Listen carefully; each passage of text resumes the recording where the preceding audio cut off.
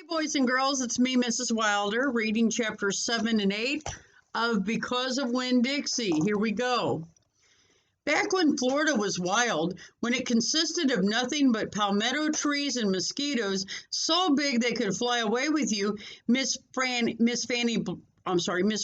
Block started in, and I was just a little girl no bigger than you. My father, Herman W. Block, told me that I could have anything I wanted for my birthday, anything at all. Miss Franny looked around the library. She leaned in close to me. I don't want to appear prideful, she said, but my daddy was a very rich man, a very rich man. She nodded and then leaned back and said, and I was a little girl who loved to read. So I told him, I said, Daddy, I would most certainly love to have a library for my birthday. A small little library would be wonderful. You asked for a whole library? A small one, Miss Franny nodded. I wanted a little house full of nothing but books, and I wanted to share them too. And I got my wish.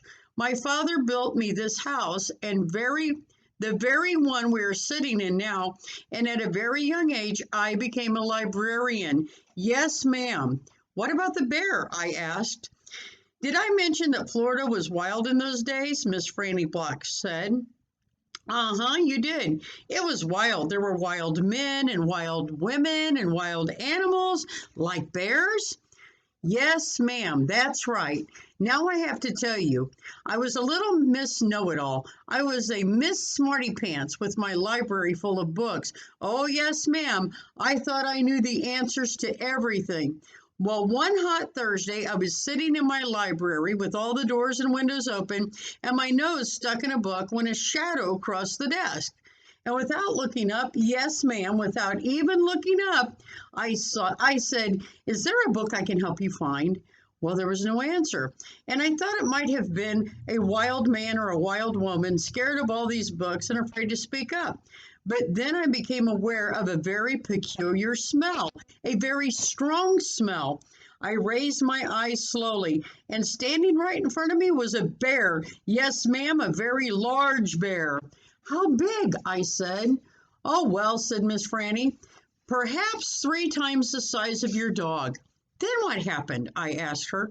Well, said Miss Franny, I looked at him and he looked at me. He put his big nose up in the air and sniffed as if he was trying to decide if a little Miss Know-It-All librarian was what he was in the mood to eat. And I sat there, and then I thought, well, if this bear intends to eat me, I am not going to let it happen without a fight. No, ma'am. So very slowly and very carefully, I raised up the book I was reading. What book was that? I asked. Why, it was War and Peace, a very large book. I raised it up slowly, and then I aimed it carefully, and I threw it right at the bear and screamed, "Be gone!" And do you know what? No, ma'am, I said. He went, but this is what I will never forget.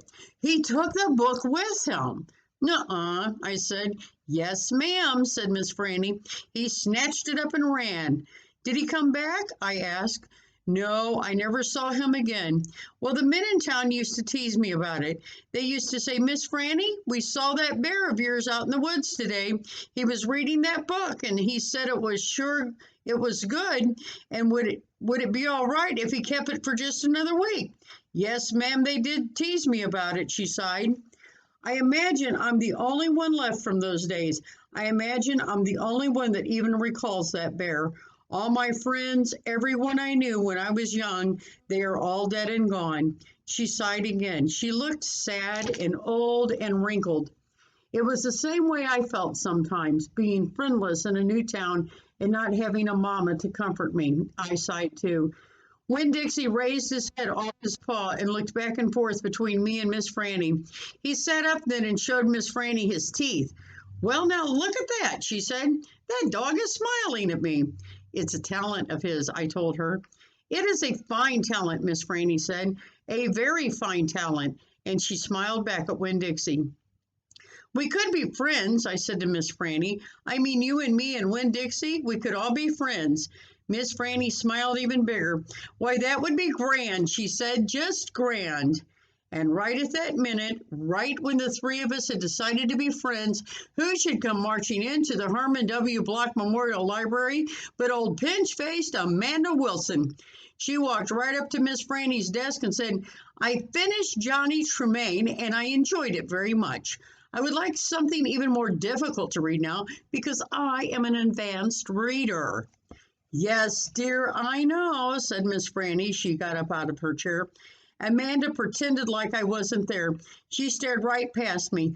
"Are dogs allowed in the library?" she asked Miss Franny as they walked away. "Certain ones," said Miss Franny, "a select few."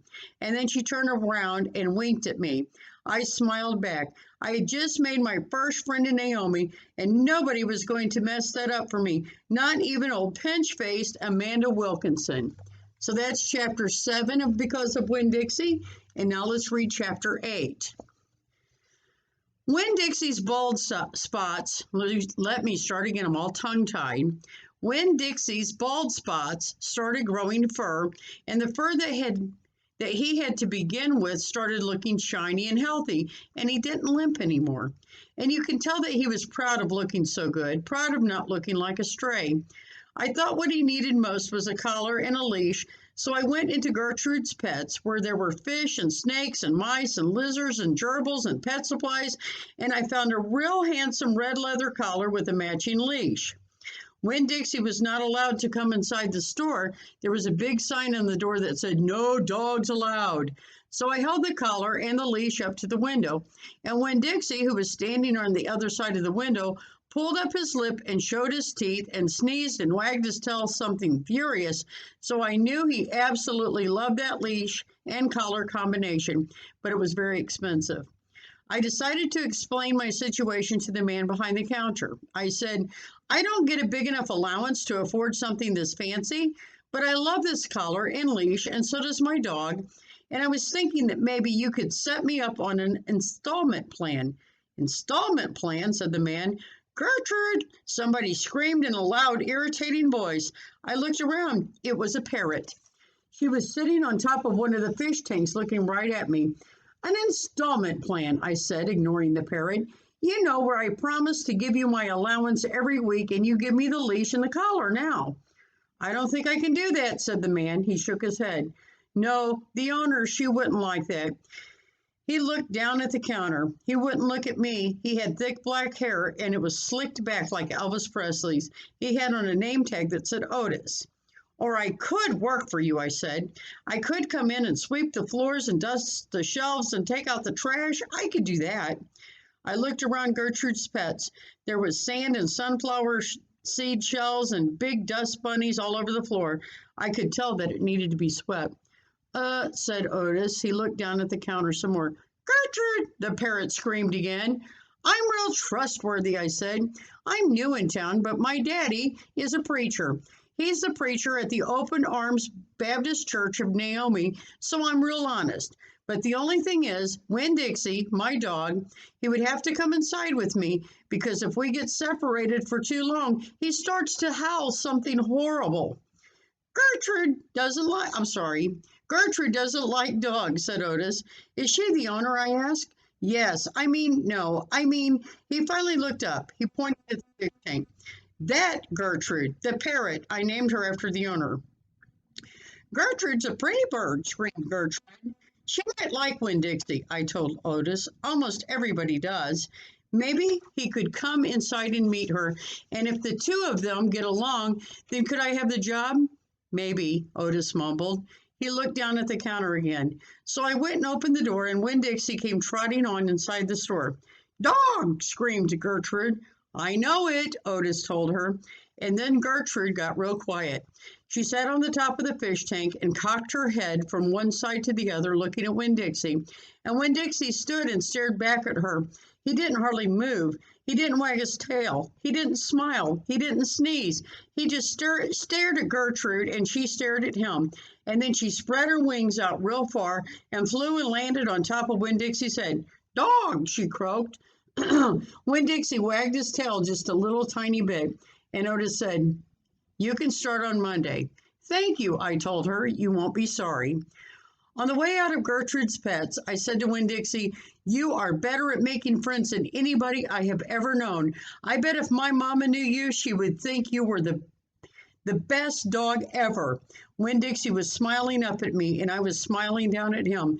And so neither one of us was looking where we were going, and we almost bumped right into Sweetie Pie Thomas. She was standing there sucking on the knuckle of her third finger, staring in the window of Gertrude's Pets. She took her finger out of her mouth and looked at me. Her eyes were all big and round. "Was that bird sitting on that dog's head?" she asked. She had her hair tied up in a ponytail with a pink ribbon. But it wasn't much of a ponytail. It was mostly ribbon and a few strands of hair. "Yes," I told her. "I seen it," she said. She nodded her head and put her knuckle back in her mouth. Then she took it out again real quick. "I seen that dog in church, too. He was catching a mouse. I want a dog just like it, but my mama won't let me get no dog. She says if I'm real good, I might get to buy me a goldfish or one of them gerbils. That's what she says. Can I pet your dog?" "Sure," I told her.